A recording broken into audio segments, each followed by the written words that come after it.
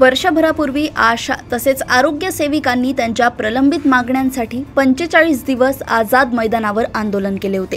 या मागण्यांची पूर्तता करण्यात येईल असे आश्वासन तत्कालीन मुख्यमंत्री एकनाथ शिंदे यांनी दिले होते। मात्र आजही त्या मागण्यांची पूर्तता झाली नाही। त्यामुळे आशा सेविका त्यांच्या प्रलंबित मागण्यांसाठी 16 जून पासून आंदोलन करणार आहेत। आशा सेविकांना 5,000 रुपयांची रक्कम लागू करण्यात येईल अशी घोषणा उद्योग मंत्री उदय सामंत यांनी आझाद मैदान येथे त्यावेळी केली होती। त्याचीही पूर्तता अद्याप करण्यात आली नाही।